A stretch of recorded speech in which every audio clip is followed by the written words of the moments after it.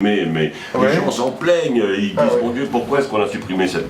Il faut peut-être couper ailleurs, mais voilà, on parle chaque fois en se disant qu'il faut pas supprimer des choses, parce qu'après ça déçoit, mais par contre c'est un peu trop long par-ci, par-là, parce que la bande de Liégeois elle fait parfois 2 heures, et c'est trop long. C'est trop long à la fois parce qu'il y a des horaires à respecter, etc. Donc on est tout le temps obligé de s'ajuster par rapport à tous ces paramètres-là. Il y a de l'impro quand même dans... Très peu. Oui, il y a très peu.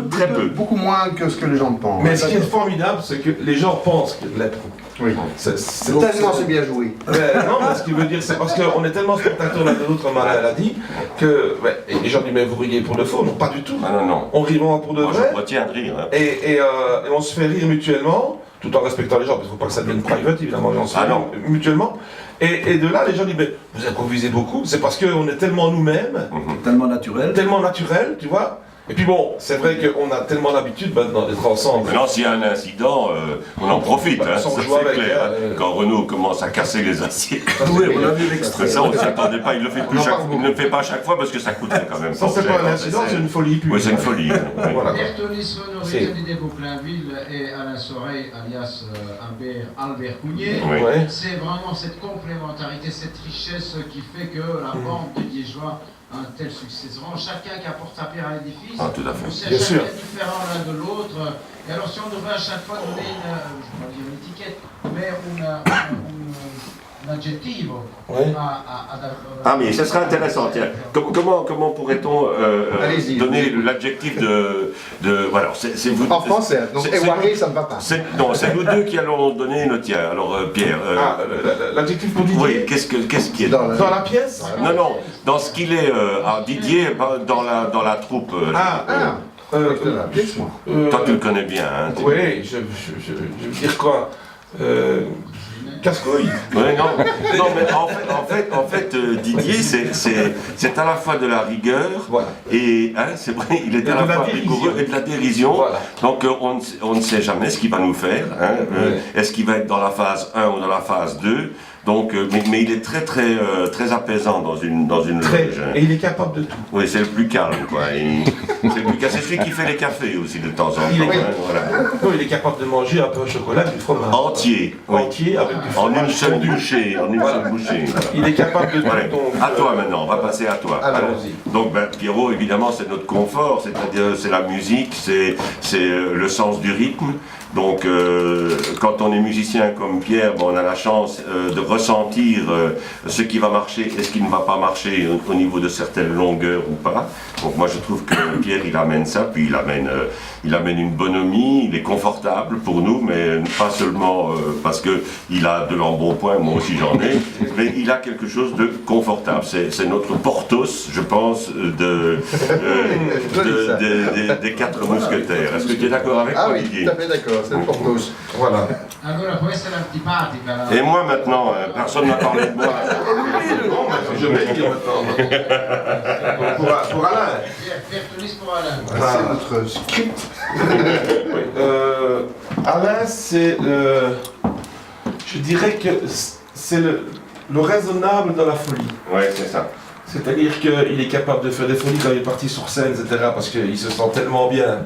Et parce que vous voyez, la Boîte du Jour, on a une scène tous les deux où on s'amuse bien depuis le début. C'est du musical d'ailleurs.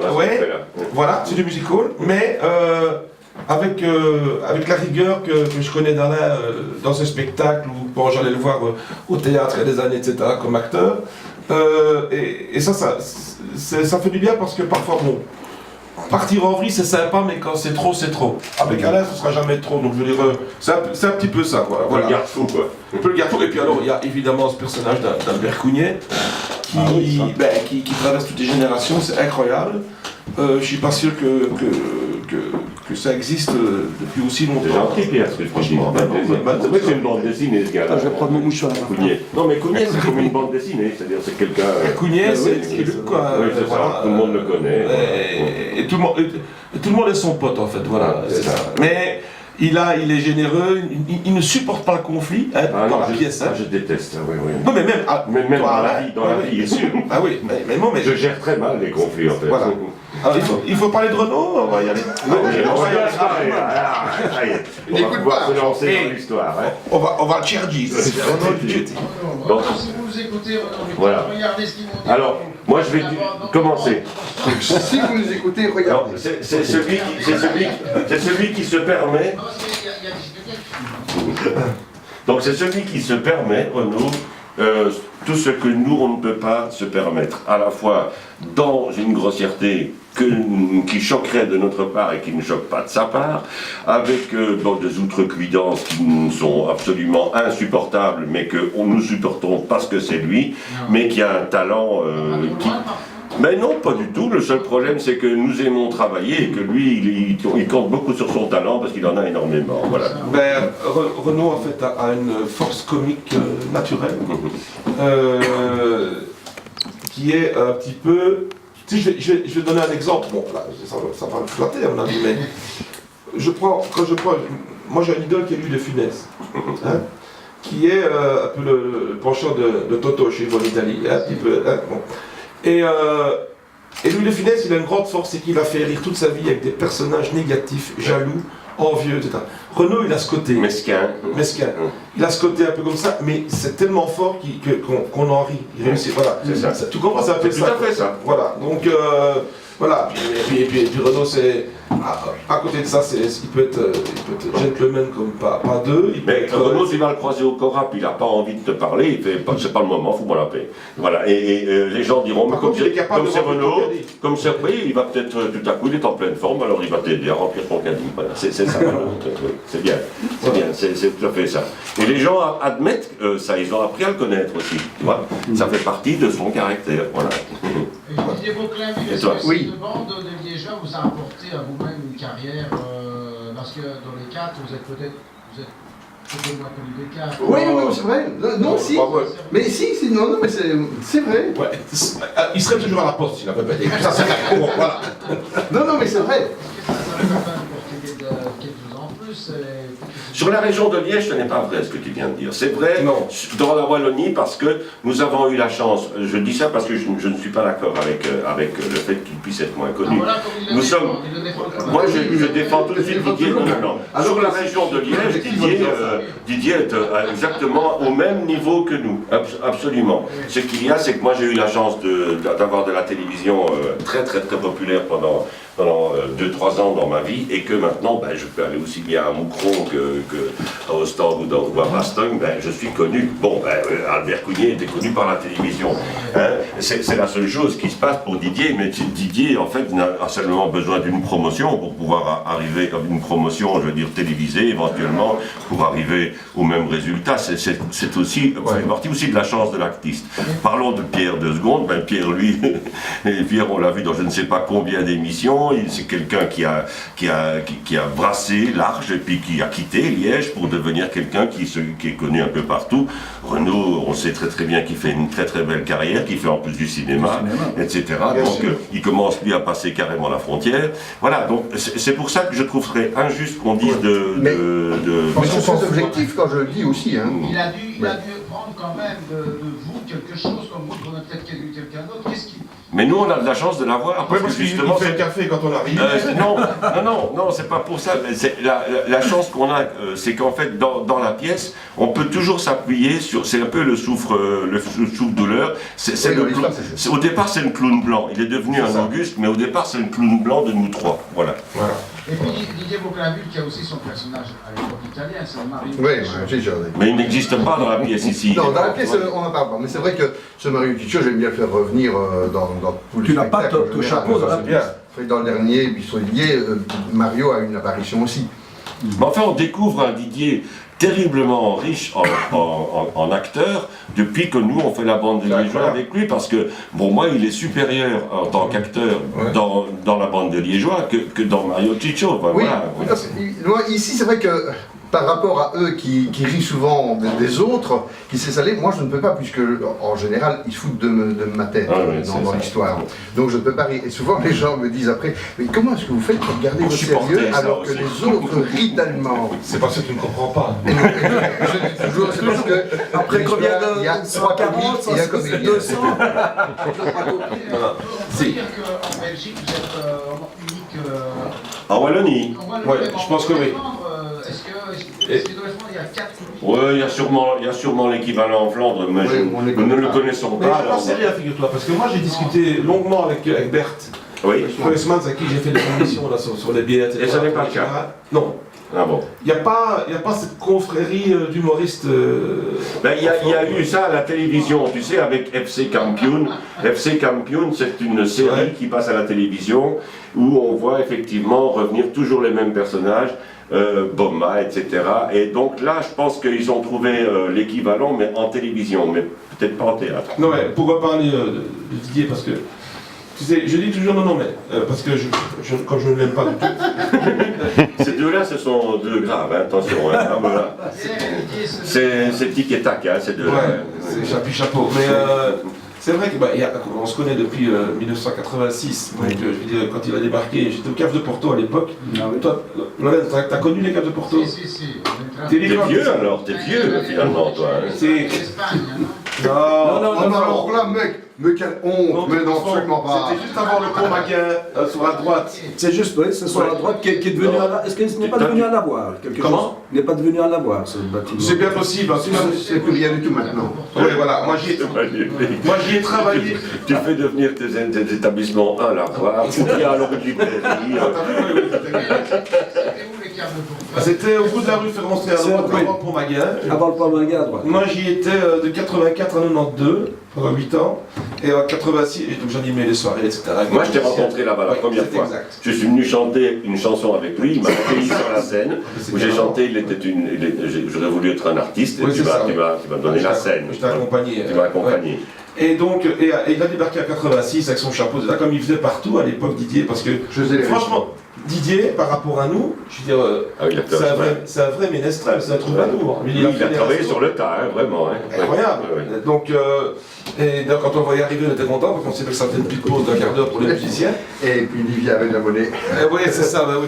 Mais donc voilà, et depuis, moi, c'est mon ami, je veux dire, mais surtout même à la en dehors de la scène. C'est possible que ce soit le plus talentueux de vous quatre. C'est possible, c'est très possible. Tu as vu comment tu as Je répondu. t'aime beaucoup, Tu Lorenzo. as vu comment on défend quelqu'un. Hein. Voilà. La bande des Liégeois, on rappelle quand même la date, c'est... Ah oui, c'est le 18. Déjà octobre. Déjà, hein, à 20h30, c'est Sagrigné. Et on évoque l'Italie, Hein. Ouais. Toi, en tout cas. C'est presque plein, hein, l'auto, là. Oui, ça fonctionne bien. Il y a encore, c'est la ligne droite, encore une petite semaine. Allez. Venez nombreux. Le prix symbolique de 28 €, parce qu'il faut quand même signaler, vous savez qu'avec 28 €, on rend la vue à une personne. Donc c'est avec 28 €, vous rendez la vue à une personne. Donc venez, s'il y a 200, 500 personnes dans la salle, ce sera 500 qui retrouveront la vue. Voilà. Alors, la bande des Liégeois au ski, vraiment, c'était très bien de le dire ça, Pierre Rizzo. Oui. C'est vraiment l'énième représentation de votre nouveau spectacle. 194e. 194e, Ouais. pas du ski, comme. Si, justement. T'as la bande des Liégeois. C'est incroyable, c'est celle qui a duré le plus longtemps depuis le début. C'est Hein. celle qui a le plus de ski. Ah oui, tout à fait. Lorenzo, il y a des gens qui viennent la voir pour la 7e, 8e, 9e fois. Non, Alex et Valérie, c'est la 12e. 12e fois. Ça ne lasse pas. C'est quoi? Non, Ça ça lasse pas. C'est inouï. C'est Oui. bien. Et puis, je suis content que tu l'aies organisé parce qu'on était quand même rassurés pour toi, étant donné que dernièrement, ils ont organisé ça à Aubel, dans un endroit où effectivement il n'y a personne qui sortait. Et le gars, il a dit j'espère que je m'en sortirai. Oui, Au lieu de 300 personnes, il en a eu 650. Oui. Voilà.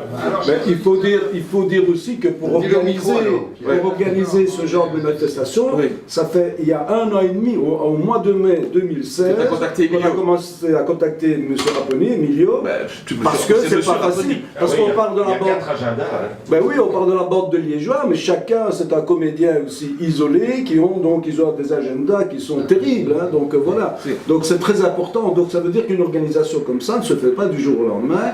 d'abord les artistes, et puis il faut trouver la salle, l'agenda des salles, etc. Bien Voilà. sûr. Et en tout cas, j'en profite pour les remercier, parce que je connais tous les quatre, mais ce sont des gens super magiques, fantastiques.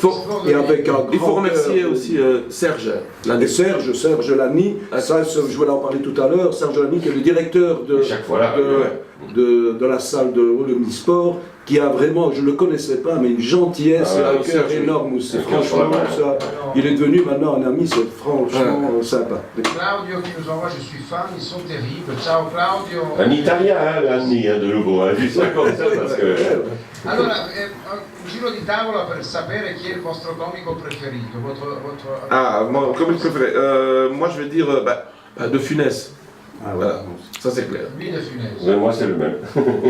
Je suis comme Pierre, je suis fan de Funès, je peux regarder... Non, vous n'avez pas pu le rencontrer. Malheureusement, jamais pu. j'ai rencontré beaucoup de Claude personnes. Jansac, tu as rencontré. J'ai rencontré Claude Jansac, on a rencontré Christian Marin qui a joué. Plein de gens qui ont tourné avec lui. J'étais assez copain avec Michel Modo. Je ne sais pas si tu sais qui c'est, Lorenzo. Je vais te- Grosso modo. Oui. Tu vois dans la Grande Ouais, Vadrouille, il était aussi- tu vois la Grande Vadrouille, l'Allemand qui tire à la mitraillette et qui louche. Ah ben c'est lui, tu vois. Lui, il est malheureusement décédé, mais il était fort copain avec lui parce Mais qu'il oui, passait chez on les connaissait aussi par la pétanque, hein, il venait à la pétanque. Hein. Mais et alors, Didier? Moi, je suis plutôt Bourville, moi. C'est pas tellement étonnant, je crois. C'est très bien, justement. Mais nous, on est tous admiratifs de Bourville à crever. Enfin, je veux dire, ce que Bourville a fait est parfois plus impressionnant parce que la palette est plus large. Mais nous, moi, je suis dingue de Funès. Vraiment, Mais Avec un œil, de Funès me fait mourir de et rire. pour faire plaisir à Pierre, enfin, je veux dire, sans se comparer à De Funès, on n'oserait pas. Mais la bande de Liégeois, les gens viennent la voir plusieurs fois, comme on peut regarder plusieurs fois la Grande Vadrouille. Oui, ou bien comme on regarde plusieurs fois les gendarmes, parce que Voilà. nous sommes 4 et nous avons l'air parfois un petit peu de vivre la même aventure et la même aubaine que les gendarmes, les célèbres gendarmes. Avec l'avantage que quand on va voir plusieurs fois un spectacle vivant, ce ne sera jamais deux fois le même spectacle. Absolument. Le film sera deux fois le même film. Enfin, bon, Mais c'est j'en pas- découvre d'autres choses. Au-delà du travail, parce que ça vous rapporte quand même de l'argent, peut-être. Non, non, Si, pas sans tellement, solidarité, non, mais ça doit- non, quand les salles sont pleines, etc. Mais ça doit être quand même... Je donne mon argent à Didier, je donne beaucoup d'argent. Sì. Anche per voi, cioè, Sì. pensare a un copione, pensez, Ouais. bisogna un copione, pensez à la thématique que vous allez mettre sur scène, ça va être marrant, ça. Oui, c'est on est déjà en train de penser, par À la exemple, prochaine. à la prochaine. Et alors, mais non, Ah, on ne peut rien dire. pas lever le voile parce qu'on n'est même pas encore Sûr. tout à fait. Il faut en plus être tous les 4 convaincus. C'est-à-dire que Exactement. moi j'étais très convaincu par une idée, Pierre l'est moins, eh bien, on ne le fera pas. Il ne faut pas faire ça. Il faut que les 4 se disent, ah ouais, c'est ça qu'on voulait faire. Parce que sinon, il y aura toujours une concession. Et la concession, ce n'est pas nous. Ce n'est pas notre bande de Liégeois. Il n'y en a aucune. L'idée du ski qu'il a eu finalement... Ah ben je pense que c'est Eric Marquis qui l'a eu. Oui. C'est possible. Oui, oui, c'est Eric qui a dit, vous verrez bien aussi. Oui, après la plage, en fait. Oui, C'est vrai il s'est dit, qu'on on ne pourrait pas faire un chalet, etc., avec un vrai décor. Mais c'est un beau décor. Ouais. Qui fait quoi dans le ski Lui, j'ai compris. Ben, c'est lui qui nous reçoit. Je les invite. Je les invite parce que les autres fois, ben, Tu peux me raconter un peu le c'est début. chaque fois ma faute si ça rate. Donc cette fois-ci, j'ai décidé de les inviter. Mais pas de chance, au départ, il n'y a pas de neige. Donc voilà. Et le chalet est pourri. Oui, le chalet n'est pas ce qu'il devait être. Voilà, et Nous avons des lits superposés. voilà. Ah voilà. C'est Voilà. très très gai, évidemment. Moi, je dors en dessous de Pierre. Et Renaud dort en dessous de moi. Non, voilà. Voilà. C'est Pierre qui joue.